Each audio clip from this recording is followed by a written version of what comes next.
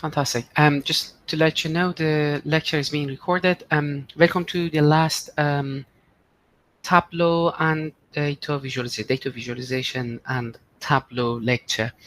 Nushan will take over for the last week, next Thursday, where we will have a revision session. So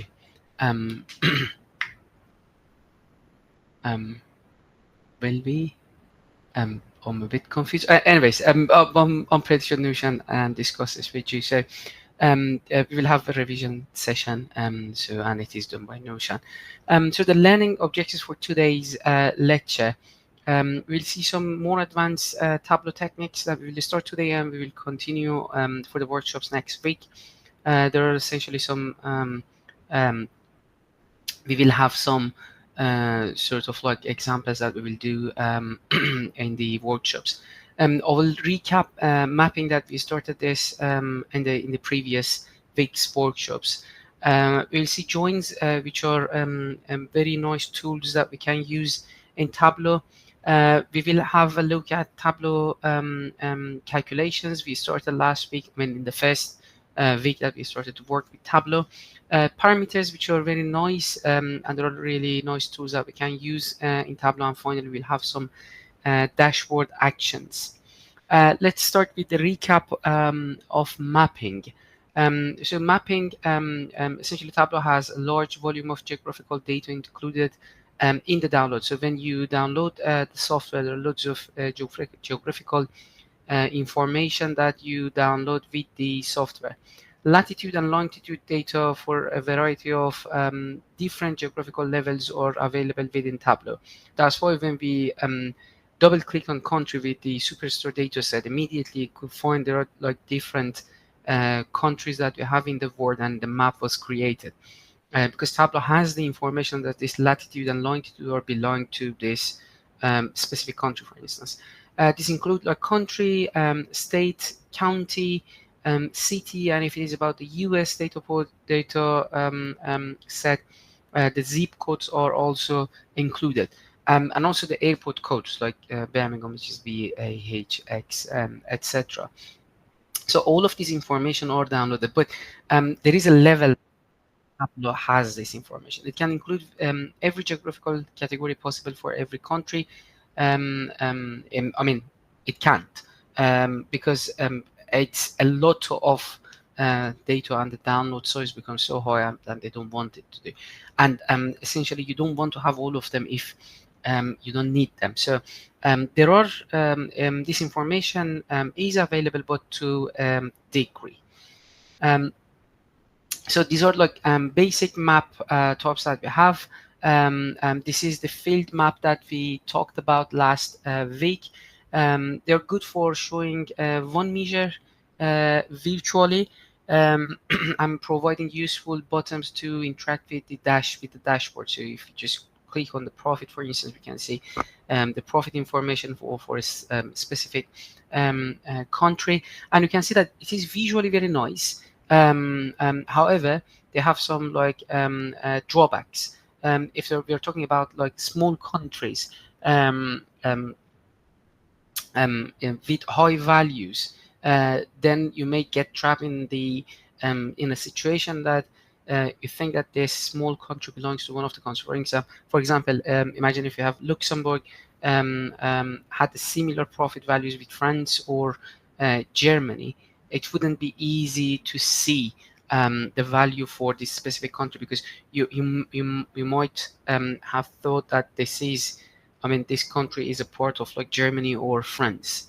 Not a common situation, but this can happen. For example, in this example, we have the map of Africa, and we want to see which countries are the countries which is easy to work with, and which countries are the countries which is not easy to work with. If it is blue, the darker the blue is, it means that it is easier to work with the country, and if it is red, then it's difficult to solve to work with the country. Can you write on the chat box which country you think that is the easiest country to work with in Africa? Write in the chat box, what do you think? I mean, a suggestion that slide is South Africa, but what do you think is the correct answer?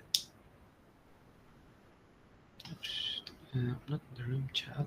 Question. If you write it in the room chat, it is easier. Ghana and South Africa. Okay. What else? Which country you think is easiest to work with in Africa from this map? The darker the blue is, it means that it is easier to work with the country.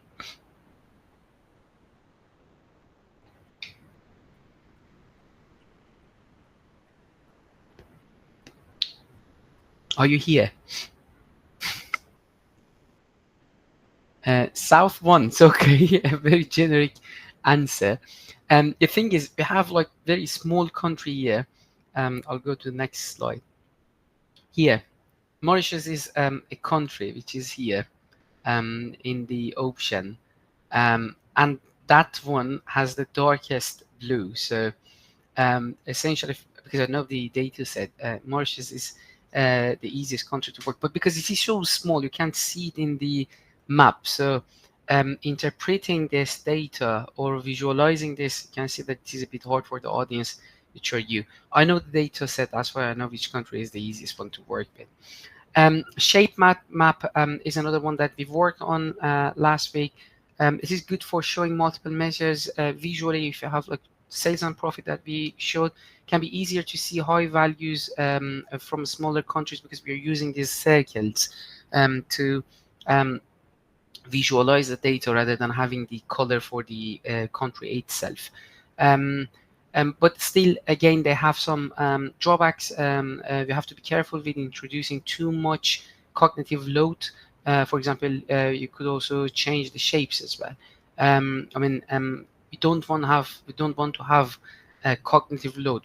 There are lots of things for the audience to see, and they have to interpret and understand what are the information which we're conveying. But there's sort of like V's that we have in the general figure.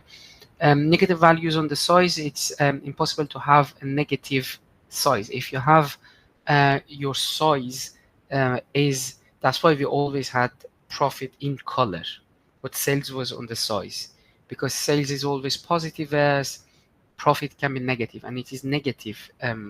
We don't have negative size for a circle, right?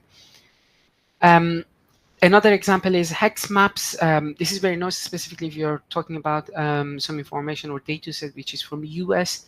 It is essentially for US data.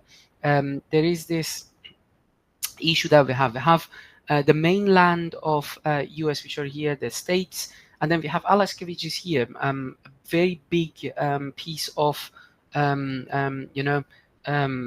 land. Which is completely separated from the US, from the mainland, and the Canada is in between them. We also have it's not just Hawaii. We have Hawaii is somewhere else, and we have like smaller states. We have Texas, which is very big. So when you have if you want to use this, so here you can see that it's not easy to understand, and because of the same reasons, if it is very small, it's a small state. If you have some information about them, you can just think that it belongs to another state, which is not correct. So hex maps essentially normalize the size of the states or whatsoever countries that you have geographically. So if size of a region doesn't matter, it's a good choice. So you can see that this is the map that we have here, and this is the hex map that we created. So Alaska is here, and that's exactly the same size as Texas or Arizona is, or any other state that we have in the US, neutralizing the Alaska effect and any disproportionate size that we have. As I said, there are different states with different size. Helps with issues associated with curvative of the Earth as well, because it is curvative. The sizes are different. When you have just in 2D dimension, the map is completely different. Makes smaller geographical areas with significant values jump out more. So here you focus more on what you want to show rather than the sizes of the states. Again, you have to be careful. That normally involves joining a data set of coordinates. So we will talk about joins in the next slides later. So if you have a map, again, remember from last week, this week, that I showed you from the top menu, you can find map layers, and the map layers, there are options that you have here. You can change the slide style from light to dark, from satellite to whatsoever you want. And there are things that you can add, like streets, the borders, so on and so forth.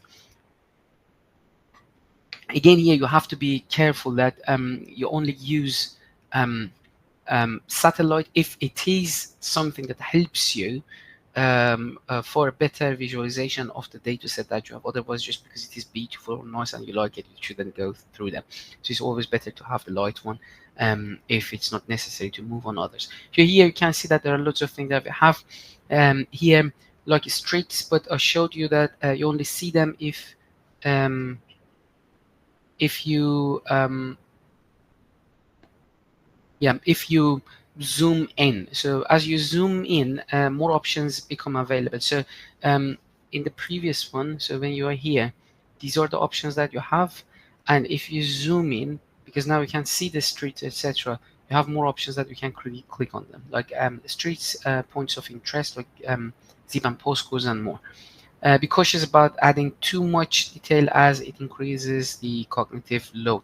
So just as we said, just add them if they help you with the purpose of the visualization. Try to keep maps as simple as possible. So if it's not necessary, just have it light.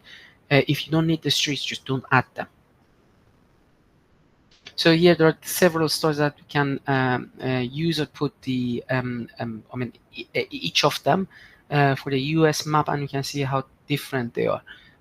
So if it's not needed, don't use the satellite view. You can see that the dark or the light one are the most common ones. And you can choose them based on the theme of your dashboard. If you have the theme of your dashboard, remember the red and blue that I showed you for the death toll.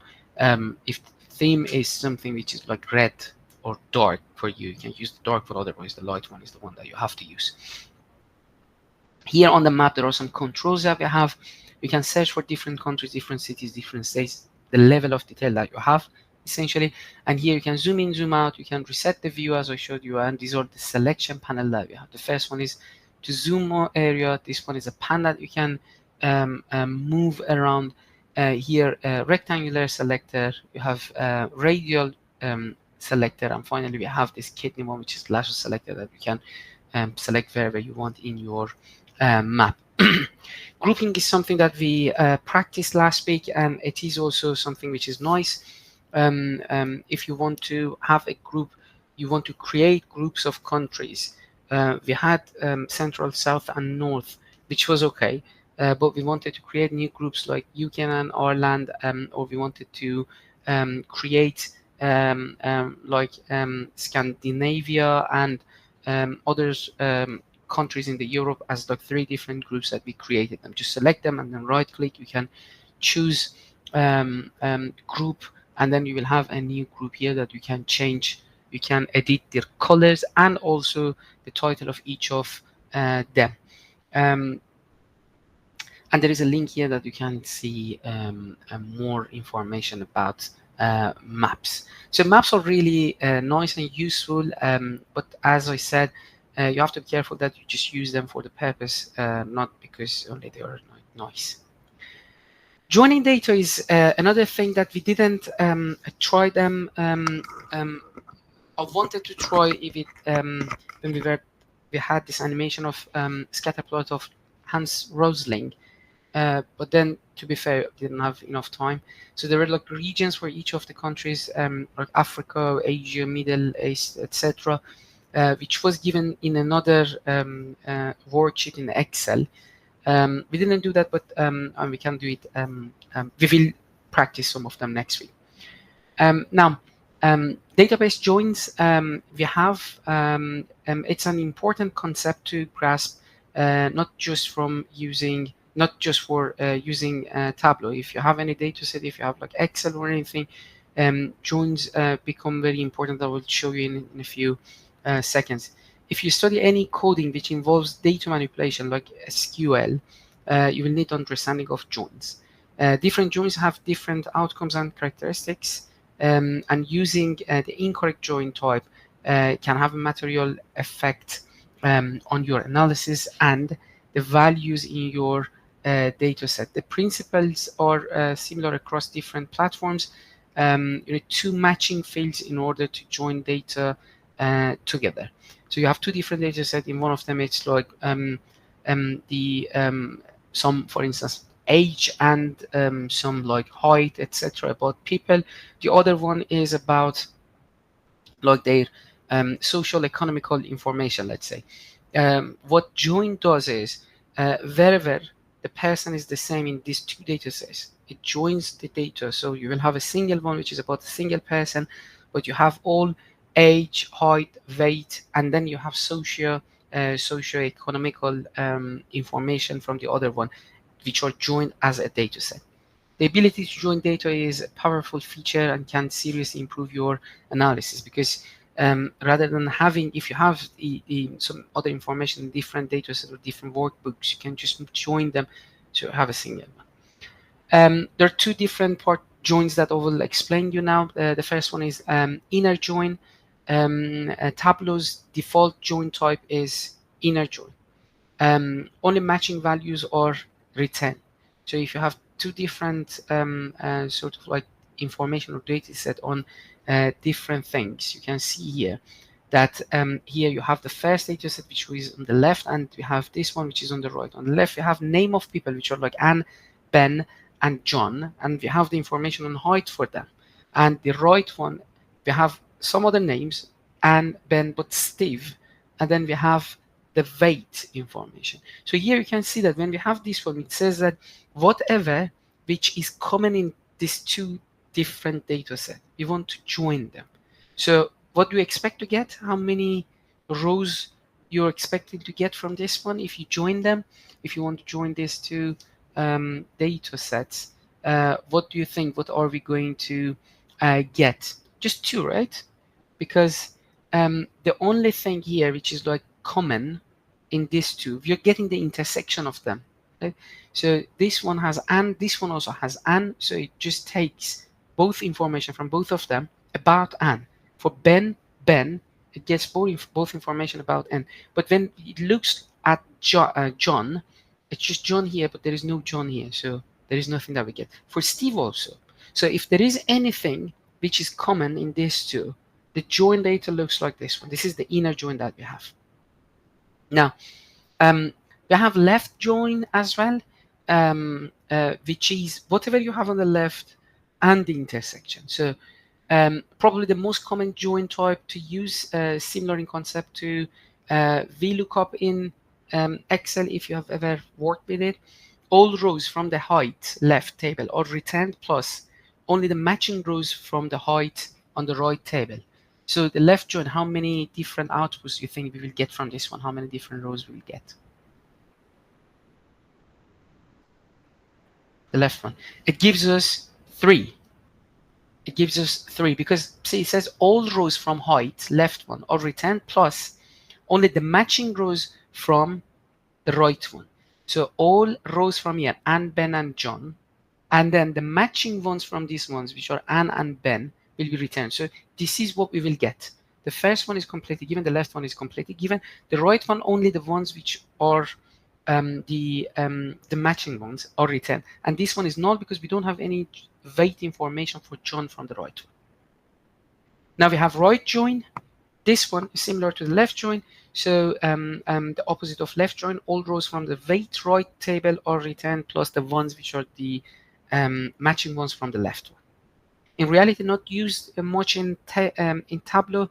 You can simply swap the places right to left, and we can use left join. So from this one also, you expect to get how many rows? 3. This time the right ones are returned, Anne, Ben, and Steve, and anything which is matching from the left one.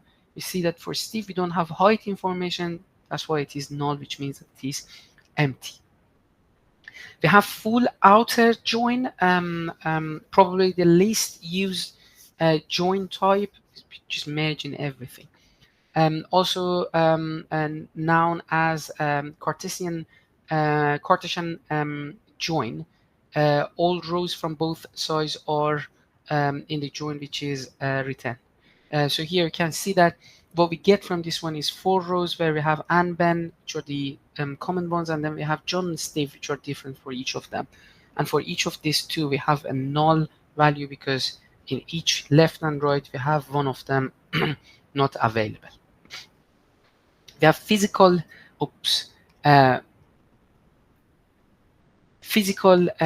layers. So these are join conditions, by the way. We're talking about join conditions, which are like outer one, we have, and then we have full outer, we have left, right. But now we have joining options. We have physical layer and we have virtual layer, which is something, I would say, new, maybe 10 years old. The physical layer is a traditional tablet joining method, which is physically and really joins data. So it keeps something somewhere. Create a single physical data table from the data sets that you join. Ability to specify join type. It can be inner, left, right, or full outer. Potentially easier to understand what is happening because it joins and then you can use the data set. It can be problematic when you join data is at different levels of details. So if you have too many features for one of them, but the other one is also maybe too much, but they are different from each other, it might be a bit heavy. For physical layer that we will try it this week, remember that when we imported the data, we had this EU superstore and we had orders, we had return, and we had people. And remember that we grabbed orders and we just dropped it here. Next to that, if you remember, we used this one for the Hans Rosling dataset that we had to change field names or in the first row to get rid of an extra header which was given by Tableau. The same one, if you click on open, you can grab another data and you can match them. For instance, in this specific data that we have, the EU Superstore, what we have is the sales information, the transactions in the order, and then we had the return one. In the return, we had all products or transactions which were returned. So the same transaction ID that you have, order ID that you have, some of them are returned, some of them are not, right? The ones which are returned are in the data set which are given in return tab.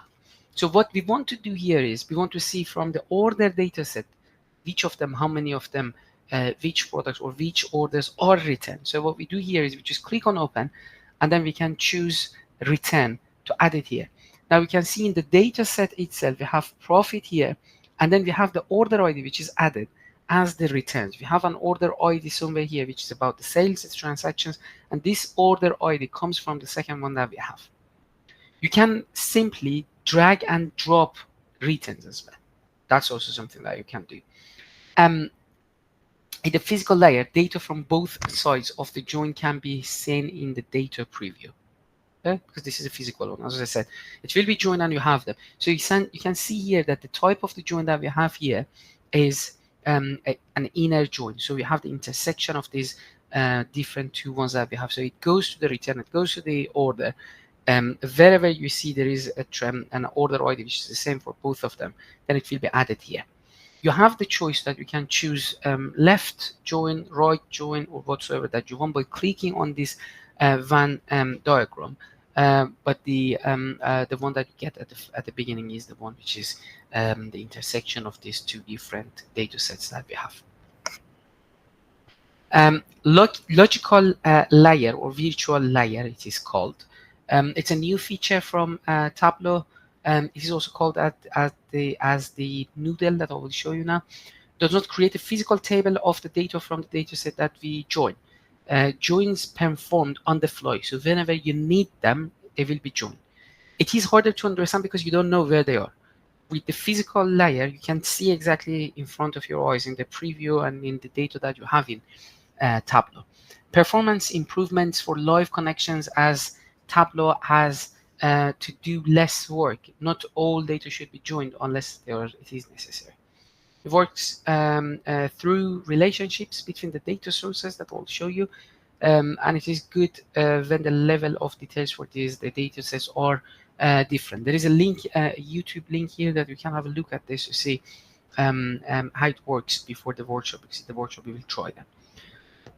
This is what I said. When you import data, you have order, etc. And remember that we just grabbed this order and dropped it here.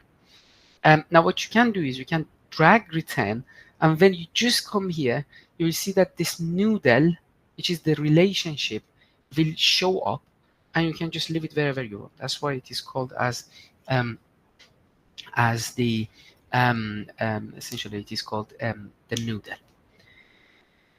Once you have this one in the logical layer, you can click on the table and the data snapshot updates accordingly.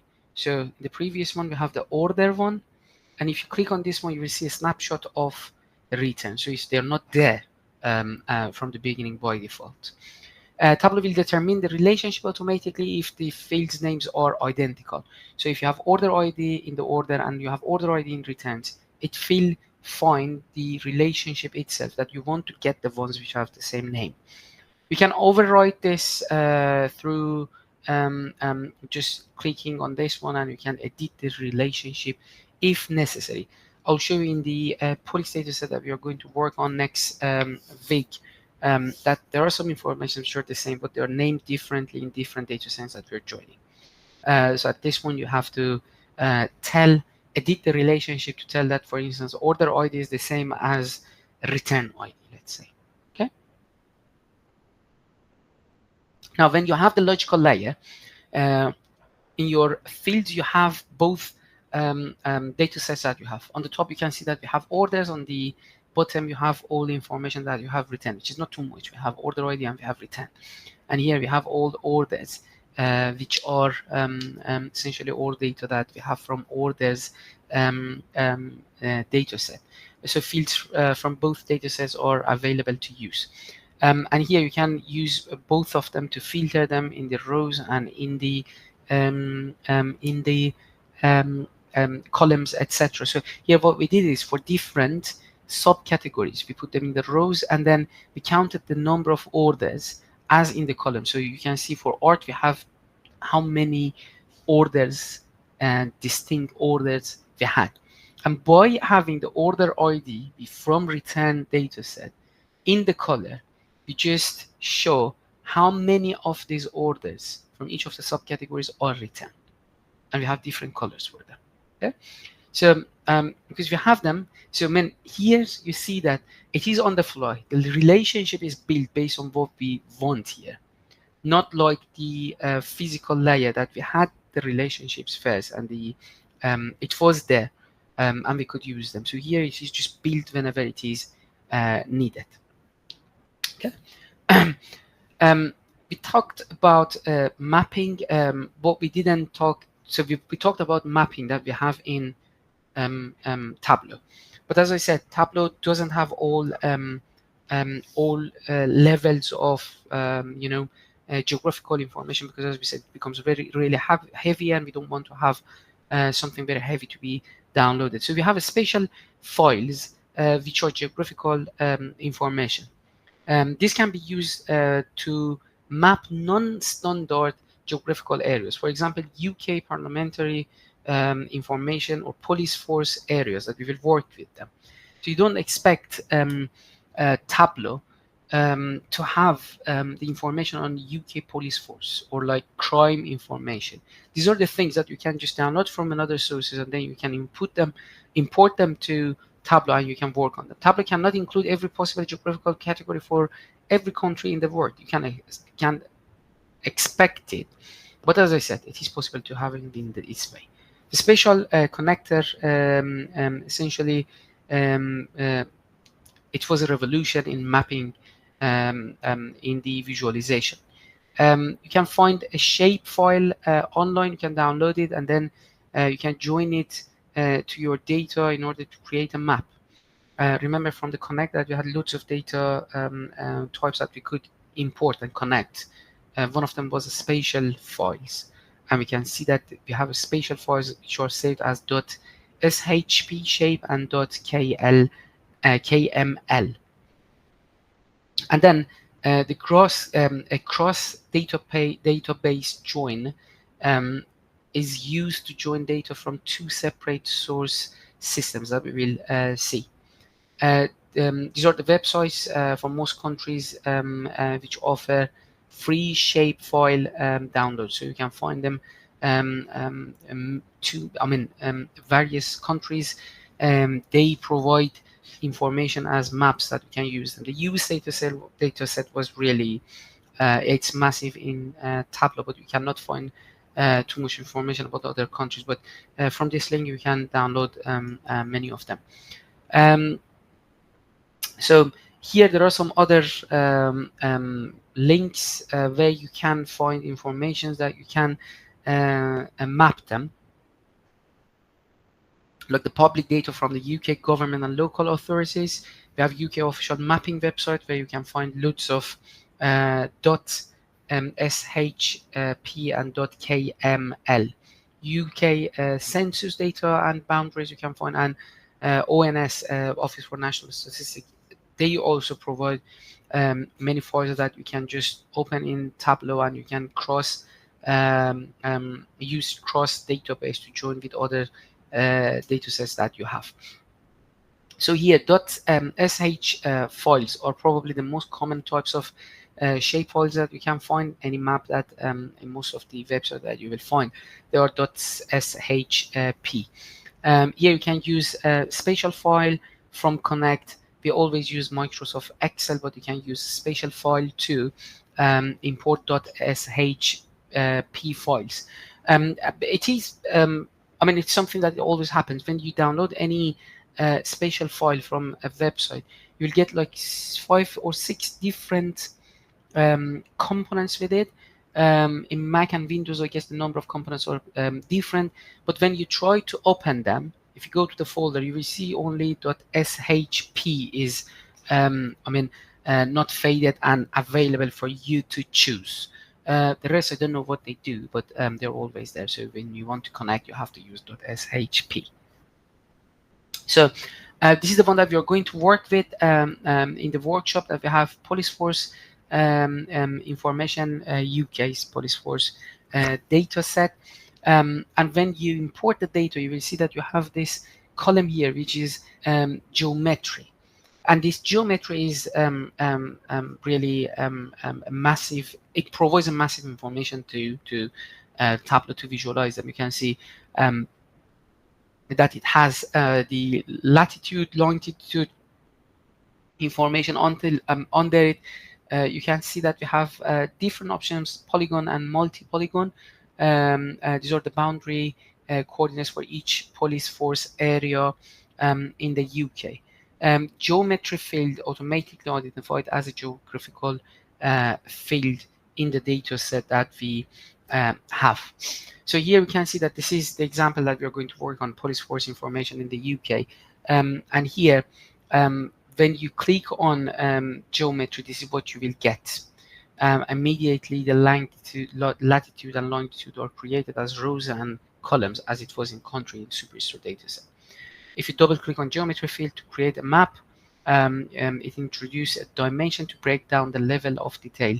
In this case, it is PFA 16NM. This was named as a part of the dataset. At the moment, our map is only telling us where the various police force areas are. Like we have Greater Manchester, we have West Mercia. I guess Coventry is part of here, where I live also is a part of West Mercia. We have Merseyside. We don't have Merseyside? No, we don't have. North Wales, these are not areas like a part of the country, so on and so forth. This is exactly what we had in with the field map that we created when we clicked on country and we changed it to map.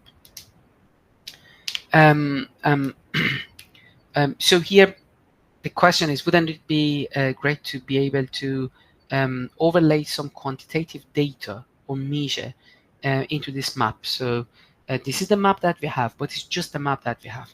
Now we want to add some quantitative information. So what we're going to do is we're going to join this special file with .csv file, which is UK crime figure that we can download from another source. So if you go back to the data connection, if you click on this one next to collection, you will see this button which is add. And if you click on add, you can navigate to where the file UK crime figures is saved. And by double clicking on this one, this will be added to the dataset that you have.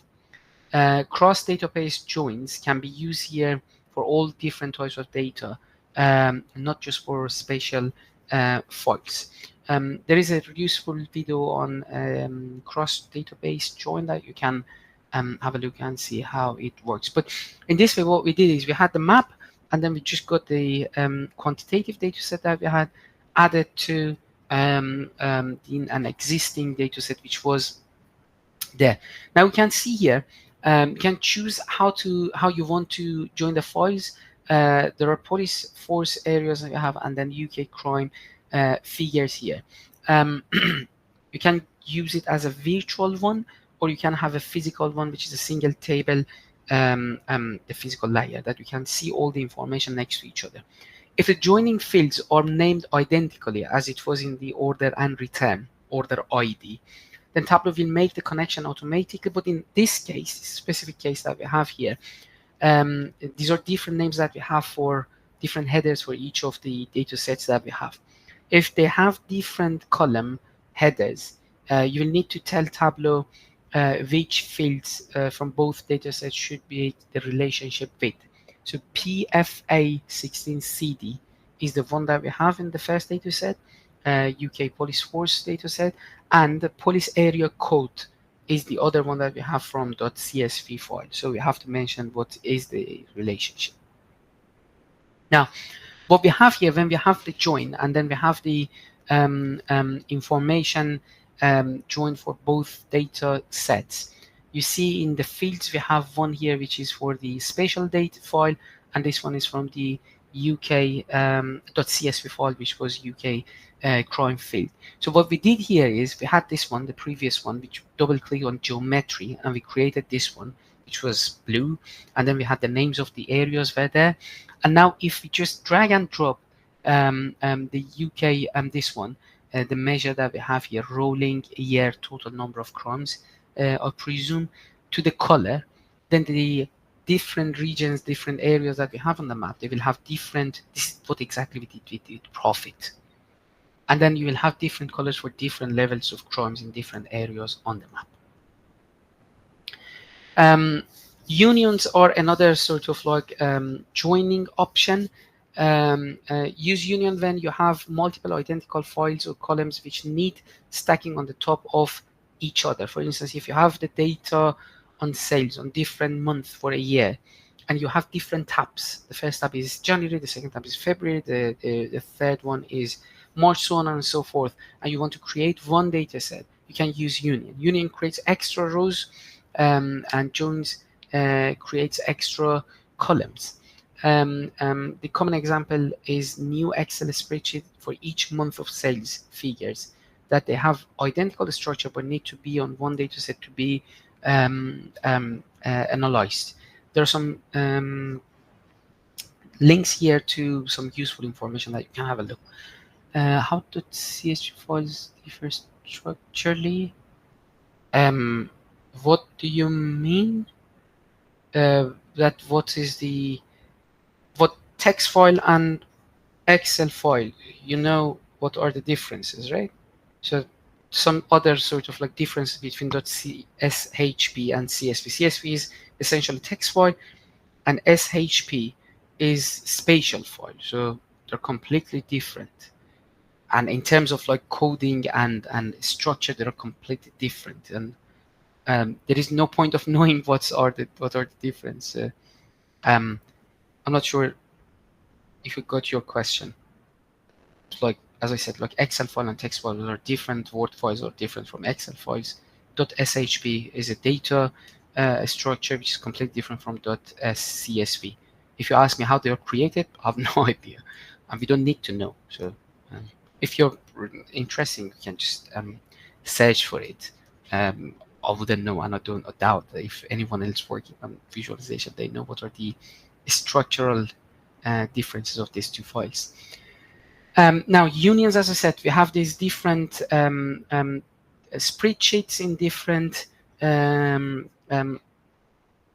different tabs on Excel. What we want to do here is we want to create one single one where we have all the information with each other. So what we do here is here you see that we have the option for the new union, because it knows that there are different tabs that we have.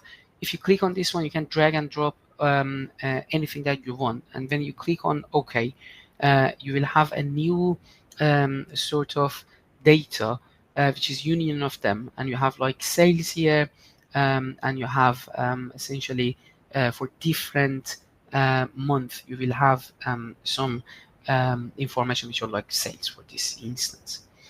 You can merge data if there are different names which are used, for instance.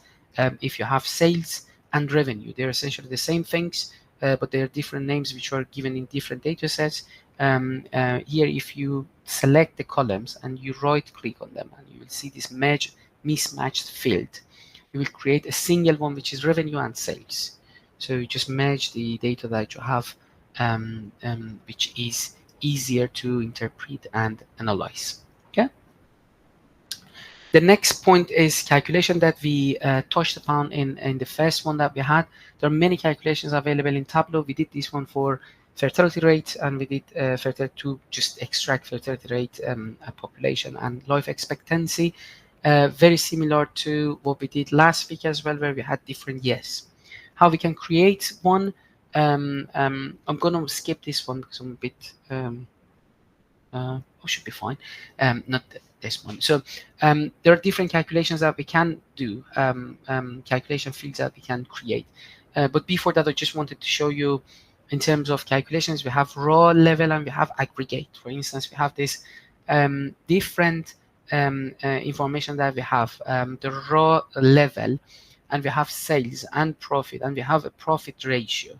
And at the very end, we want to calculate the total of each of them. So you can see that we have the total of sales, which is sensible, total of profit, which is sensible. However, the total that we have here, it also sums up all profit ratio, which is like 284%. It doesn't really have any meaning. This is raw level, independent from the concept. It does whatever we ask. But here, when you aggregate it, you see that the summation for sales and profit are okay. But for the profit ratio, rather than summing them up, what we have here is the average of them. So depending on what sort of information you want to use and analyze, you may go with raw level, or you may go with profit. In terms of using the calculations to create them, you see that, remember that we created this calculated field. In the raw level, what we have here is we have profit over sales. But in aggregate, if you have sum of profit over sum of sales, then what you get here is 29.8 rather than 285-ish%. Yeah. In aggregate calculation, you can have logics, for instance. You have subcategories here, and you have the profit, but you only want to somehow highlight the ones which have positive profit, or you want to highlight the one which is a negative profit. So what we do here is, in our calculation, what we have is, if sum of profit is positive, that's what that we put. It has two outputs, possible outputs, either true or false. If it is true, you can see here that it is gray, and if it is false, it becomes red. This is a calculation that we add. So here what we have is the aggregate that we have. In the raw level, you see that we can change them from profit aggregate to profit raw level. It becomes different. That here we have the whole thing showing that the sum of profit is positive. This is profit. Sorry, I just showed this one and I talked about this one, I guess. This one is sum of profit, which the summation of all profits that we got from all different products that we have for this specific subcategory. It shows us the ones which are positive or negative. If we go to raw level, rather than focusing on the summation of profit for a subcategory, it's the profit that we have for each of the products that we have in the subcategory. Now we can see that it is divided to two. Some of them shows that for copier, there are some copiers that they have negative profit, but mostly they are positive. Okay, so this is the difference that you will get from raw level and aggregate for the calculations. We can create calculations in different ways. One of them is to go on this little triangular that we have, and we can click on create calculated field as we did, or you can go and right click on any of the fields that we have and then create calculated field. And here you can just right click on any void space that you have in the field, and you can choose create calculated field. Once you did that, you will have this window that you will write whatever you want. There are some predictive text functionality where Tableau will try to guess what you want to write, which is amazing. And here we didn't discuss this one. You see this little triangular at the very right hand side, and if you click on this one, you see that what sort of functions we have, and you can click on them. If you have any syntax error, you will have this error here, which is the calculation contains errors. And if you click on the triangular, it gives you what the error is about. For instance, for this case, the bracket is open, but the closing bracket is expected. It wasn't there, so it gives us an error. But in this one, when it says that the calculation is valid, we're good to go. Fields are different in different colors. If you have, when you're doing your calculation, there are different colors that you have. Fields are orange and functions are blue. So you see here that when we have year is a function of order date. That's why order date, which is a field, is orange, and year is essentially blue. We have quick table calculations as well. It's an easy way to perform complex calculations with a couple of clicks. You can just go to whatsoever that you have, a quick table calculation. You can make some sort of like calculations here, which is like moving average. You can rank them, you can get the percentage, etc., rather than going and writing the calculation yourself. Here, when you have the calculation, there are different ways of working here in tabular format. The key concepts are scope that we have. What element of the chart does the calculation affect?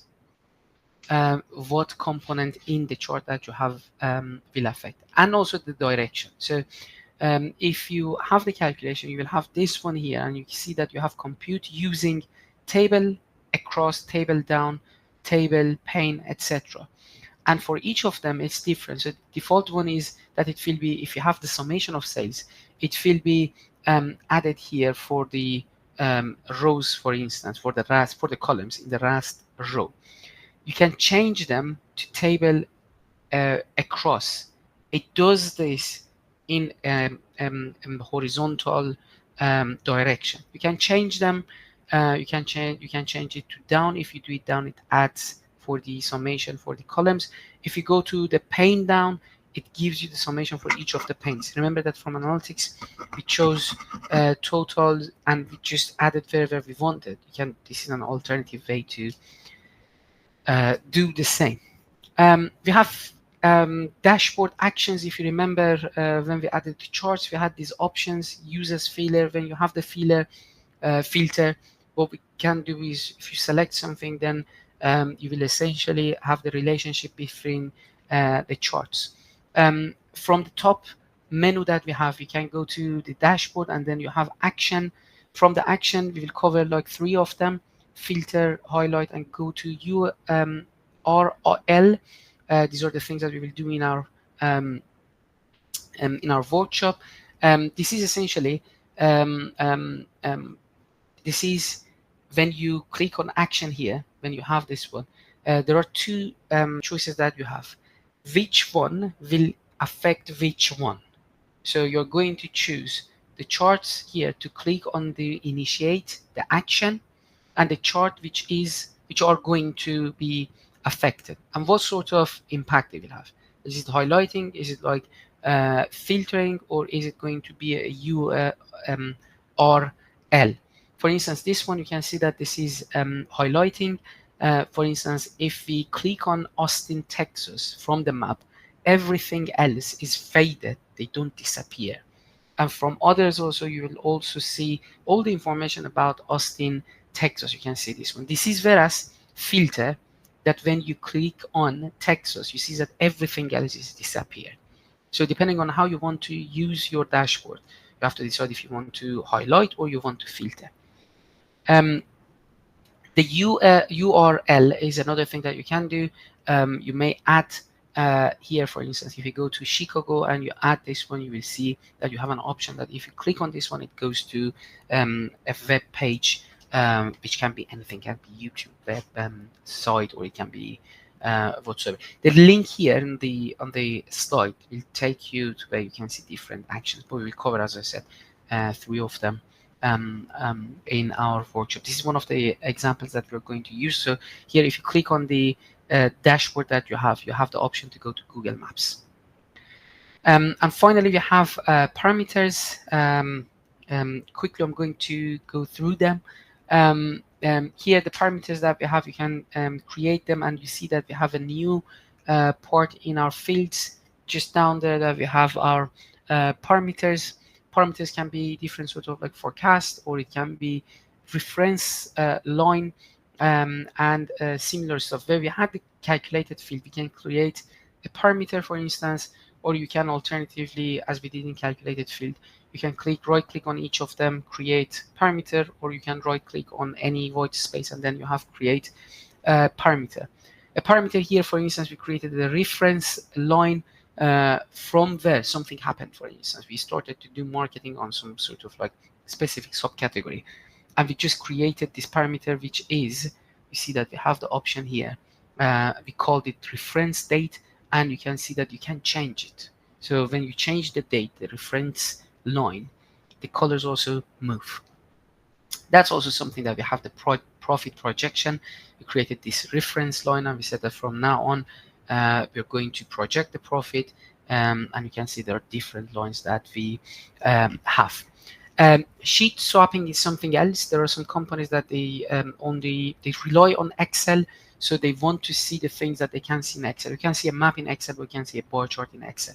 So with a parameter here, you can see that you created these options that you can click and you can move from a map, swap from map to a bar chart. Okay. As I said, we will cover examples in our workshop next week, so most of them become clearer for you. I'm going to stop here. If you have any questions, feel free to ask. But as I said, with examples, they become easier to understand. But if you have any questions, just fire away. If you don't have any questions, feel free to leave, and I will see you sometimes this week or next week.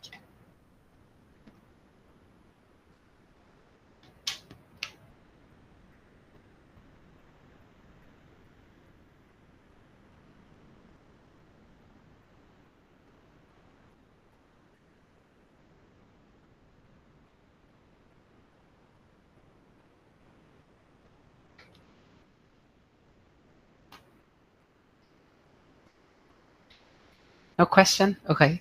I'm going to stop recording here and